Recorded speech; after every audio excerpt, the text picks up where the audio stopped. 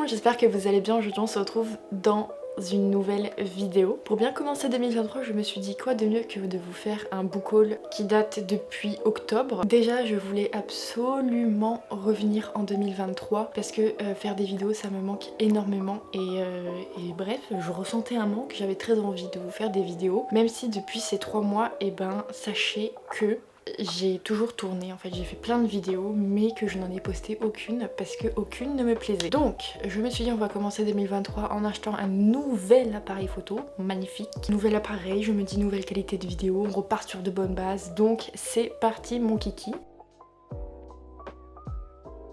Il y en a que vous avez déjà vu parce que je vous les ai présentés en vlog. On va commencer avec le coffret du tome 1, 2 et 3 de Jujutsu Kaisen. Pour ceux qui ne savent pas, j'ai lu Jujutsu Kaisen en juillet août de 2022 et j'ai adoré, genre je les ai lus sur la liseuse. J'ai tellement aimé que je me suis dit ok, je vais me les prendre en papier.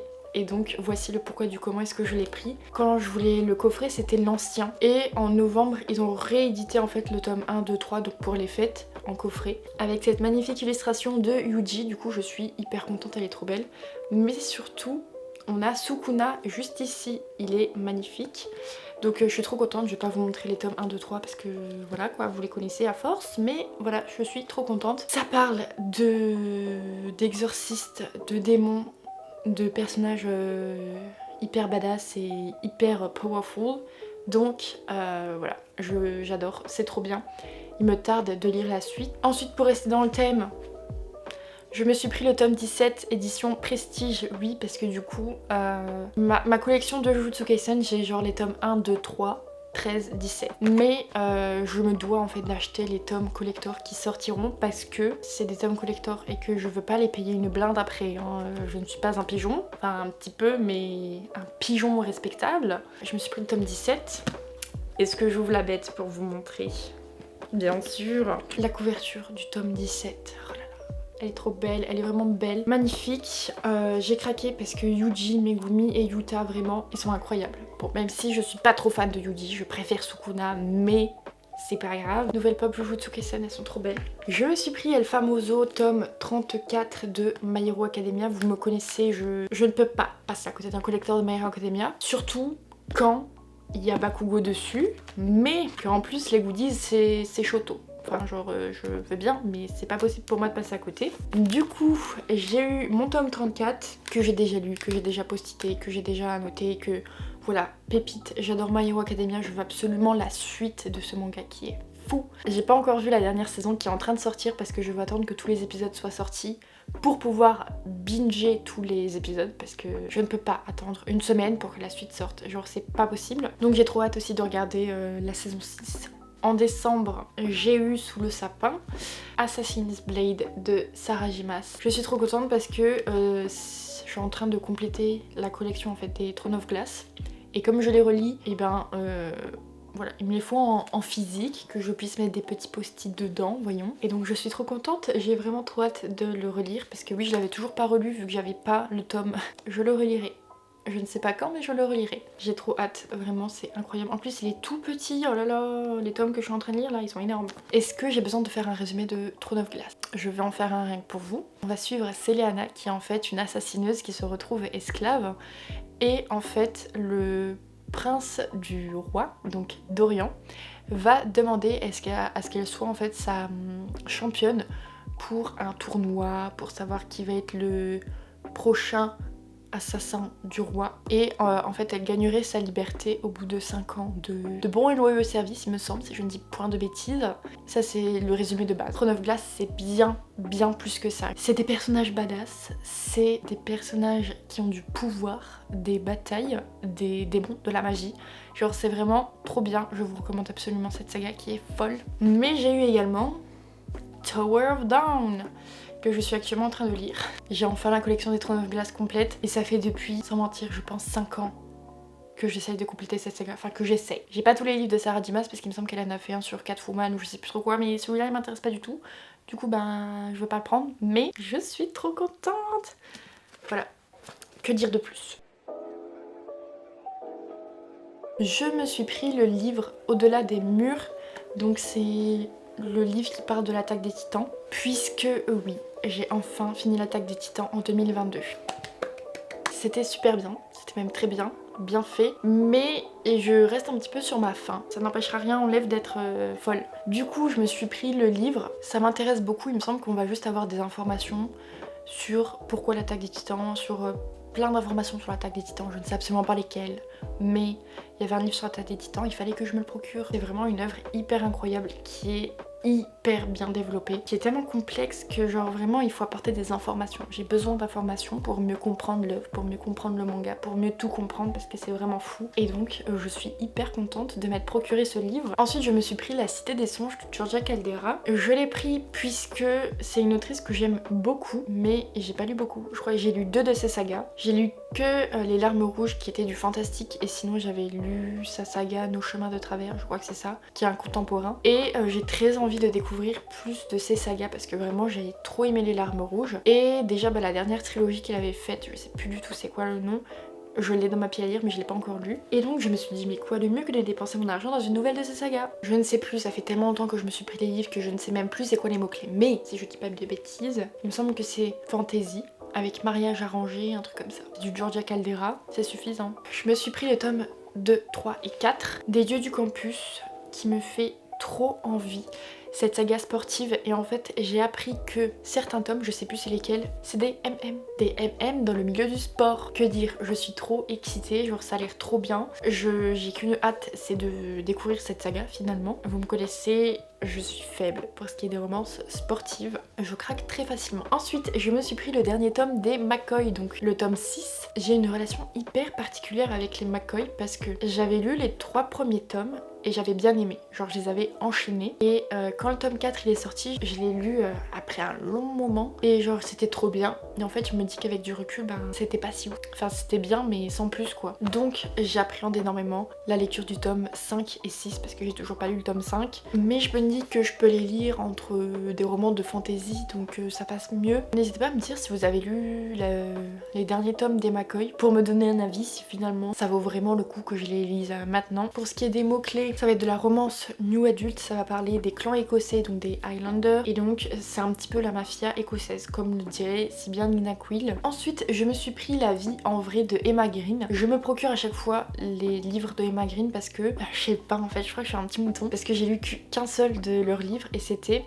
Love and Lies on Campus, et c'était hyper bien, genre j'ai trop aimé, et depuis je dis qu'il faut que je lise d'autres livres des autrices, mais vous vous doutez bien que je n'en ai pas lu d'autres depuis. Continue à acheter leurs livres. Celui-ci me fait trop envie parce qu'il me semble que ça va être une romance qui va parler de harcèlement scolaire, donc trigger sur le harcèlement scolaire. Je ne sais absolument pas comment c'est fait, qu'est-ce que ça va donner, mais je vois tellement de retours positifs sur ce livre. Ensuite je me suis pris le tome 3 de Magic Charlie. Je sais pas, il me semble que c'est une trilogie mais je voudrais pas dire de bêtises. La saga est enfin complète, genre c'est trop bien, ça fait hyper longtemps que j'ai le tome 1 et le tome 2 également et que je ne les ai toujours pas lus puisque je voulais avoir la trilogie. Maintenant que c'est fait, je n'ai plus aucune excuse. Je vois tellement de bons retours sur cette saga, genre vraiment tout le monde dit que c'est incroyable, que c'est un mélange de Harry Potter et tout, et donc j'ai qu'une hâte, c'est de découvrir ça par moi-même parce que vraiment ça a l'air trop bien. C'est du jeunesse il me semble, qui peut se lire super vite. À voir quand est-ce que je me lancerai enfin dans cette trilogie, mais j'ai la trilogie. Je me suis pris également Gods of Love, le tome 2, parce que j'ai déjà le tome 1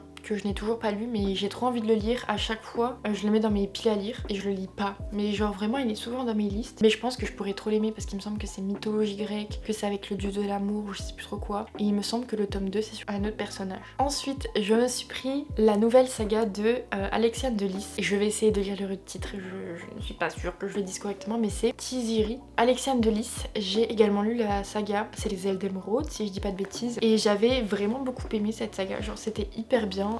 C'était fantastique avec de la romance, c'était hyper bien. Et donc je suis hyper curieuse de voir ce qu'elle fait d'autre comme livre. Et là sa nouvelle saga, on a comme thème nature, science-fiction, jungle, hostile, écologie. Ça a l'air, ma foi, hyper bien. Je vois qu'il y a un tome 2 qui est prévu pour en septembre 2023. Je sais pas si c'est une duologie ou si un autre tome sera encore prévu, mais une nouvelle saga de Alexia Nulis parce que j'avais beaucoup aimé celle qu'elle avait écrite. Ensuite, je me suis pris Sorcier tome 2 parce que j'ai le tome 1, que je suis encore une fois très curieuse de voir que ça donne parce que j'ai vu tellement d'avis positifs sur le tome 1 que il fallait que je me le prenne. Et là, je me suis pris le tome 2 parce que pourquoi pas. Ça me fait trop envie, je ne sais absolument pas de quoi ça parle. En mots-clés, j'ai juste magie fantastique et ça me va, ça me suffit. Je veux la saga, je ne sais pas s'il y a d'autres tomes de prévus. Ensuite, je me suis pris le serment des trackers et donc là, en mots-clés, j'ai guerre, fantasy, magie, animaux, clan et c'est la gagnante du concours Sarah Dimas. On verra bien ce que ça donne, en tout cas ça me donne super envie. J'ai vu de très bons retours sur ce livre, alors j'ai hâte de voir ce que ça va donner. Hyper contente de cet achat. Et pour finir avec les livres en français, ça y est, on en voit le bout. Je me suis pris Si on pliait les étoiles de Erika Boyer, cette saga que vous voyez partout sur la chaîne de Nina Quill en décembre. Et j'avais pris le tome 1 l'année dernière quand elle l'avait lu. Et là, cette année, je me suis pris le tome 2. Voilà, pourquoi pas. Donc je suis trop contente de l'avoir pris. Je n'ai absolument pas lu la saga parce que est-ce que je lis des romances de Noël? Pas du tout. Mais c'est pas grave, c'est pour me motiver un petit peu. Un jour je les lirai bien. Hein. Et donc il me semble que c'est un MM, romance contemporaine, toute mignonne. Je me suis pris Dark Waters et Empty Smiles. C'est la saga Terreur à Smokelow en français. Et ça me fait trop envie parce que cette saga, c'est une saga jeunesse spooky. Spooky vibe, un peu creepy. Et donc, j'adore, genre j'ai trop hâte, j'ai trop envie de les lire en ce moment. Ça a l'air, ma foi, tellement bien pour la période d'Halloween, pour la période automnale, pour la période spooky, tout simplement. Je sais pas si je vais réussir à me contenir jusqu'à cette période de l'année, mais sur cette année il faut que je les lise. Genre vraiment ils ont l'air fous, je vois de super bons retours, tout le monde dit que c'est incroyable donc moi je veux lire. Ensuite je me suis pris Bad Girl Reputation, c'est de Elle Kennedy. Je me le suis pris puisque j'ai le tome 1 et je me suis pris le tome 2. Je crois que c'est une romance contemporaine, un petit peu summer vibes, je n'en sais absolument pas plus. Je l'ai juste pris parce que c'est du Elle Kennedy et que j'avais adoré Off Campus, que j'adore en fait Off Campus tout simplement. Donc j'ai pris sa saga là, mais je ne sais absolument pas ce que ça donne. Ensuite je me suis pris Never Never, donc c'est les retellings de Peter Pan du coup. Donc là on va suivre le personnage de Crochet. Cette saga j'étais à jour dedans il y a quelques années. Quand on était en confinement, je les avais lus. D'autres tomes sont sortis depuis. Là prochainement je crois que celui qui va sortir c'est celui sur Hades. J'ai très envie de les lire mais je ne les ai toujours pas lus, enfin je suis absolument pas à jour. Et il me semble qu'il y avait un fil conducteur, en fait c'était trois sœurs qui étaient là dans chaque tome. Il me semble qu'il y avait un ordre de lecture et donc je ne sais absolument pas quel est l'ordre de lecture maintenant. Mais voilà, Capitaine Crochet, un de mes méchants préférés, j'adore ce Disney, j'adore Peter Pan. Donc forcément, voilà, il fallait que je me le prenne. Ensuite, je me suis pris The River of Silver. C'est le tome 4 de la saga Devaboard de S.A. Chakraborty que j'ai lu l'année dernière, il y a 2 ans du coup maintenant. C'était assez laborieux, en fait c'est une fantasy orientale en fait et j'aime beaucoup, il me semble qu'il y avait des djinns dedans et c'était super bien. Enfin genre le tome 1 j'avais pas trop accroché mais le tome 2 et 3 j'avais trop aimé. Et j'en garde un super bon souvenir. C'était hyper complexe et hyper complet comme saga donc je ne sais absolument plus de quoi est-ce qu'il est question et je pense que pour lire ce tome 4 je vais être obligée de tout relire parce que vraiment c'est hyper compliqué je trouve. Donc je ne sais pas si c'est un spin-off, je ne sais pas si c'est une suite ou je ne sais pas si c'est un regroupement de nouvelles. Ensuite comme tout le monde je me suis pris It Starts With Us de Colleen Hoover. J'avais lu Jamais Plus en français il y a des années mais je l'ai lu il y a tellement longtemps que je pense que je suis passée à côté de ma lecture. J'aimerais normalement relire le tome 1 pour pouvoir enchaîner avec le tome 2 parce que je pense que ouais j'étais passée à côté de ma lecture. Donc j'aimerais beaucoup redécouvrir cette lecture tout simplement. Trigger warning sur les violences conjugales pour ce qui est de ce livre. Ensuite pareil vous l'avez vu dernièrement dans mes prédictions 5 étoiles, je me suis pris Icebreaker, donc en fait j'en ai entendu parler sur la chaîne de Clara Hero qui disait que c'était un livre un petit peu à la Off Campus, en mieux, en plus friendly, en plus good vibes. Donc je n'ai qu'une envie, c'est de découvrir ça. Romance contemporaine new adulte avec patinage artistique et hockeyeur il me semble. Vraiment j'ai trop hâte de le lire. Ensuite je me suis également pris The Atlas Paradox, donc c'est le tome 2 de The Atlas 6 qui est sorti en français, qu'on a vu partout, que genre il a l'air incroyable cette saga vraiment. Ça me fait trop envie. Je ne sais absolument plus qu'est-ce que c'est que les mots-clés, mais j'ai même pas envie de les relire tellement j'entends de super bons retours sur ce livre que je pense que je vais me plonger comme ça. Je veux absolument rien savoir, je vais me plonger la tête baissée dans ce livre qui a l'air fou. Je ne sais pas si c'est une duologie ou si un autre tome est prévu. Je sais pas pourquoi dans ma tête c'est un peu un Six of Crows, mais je crois que pas du tout. Continuons avec Fear the Flames. Je l'ai pris parce que Margot du compte Instagram Louvre de Salem m'en a tellement, mais tellement parlé. Genre elle m'a vraiment bassinée avec alors que le livre était même pas sorti pour vous dire. Et en fait c'est parce que l'autrice c'est une fille qu'elle suit sur Bookstagram. Et donc elle m'a fait une tête comme ça de ce livre. Il est sorti en décembre et donc je me le suis procuré. Tellement elle m'a fait une tête comme ça, je me le suis pris sur Amazon. C'est pour vous dire, je l'ai sur Kindle alors que j'ai une Kobo. C'est bon pour vous ?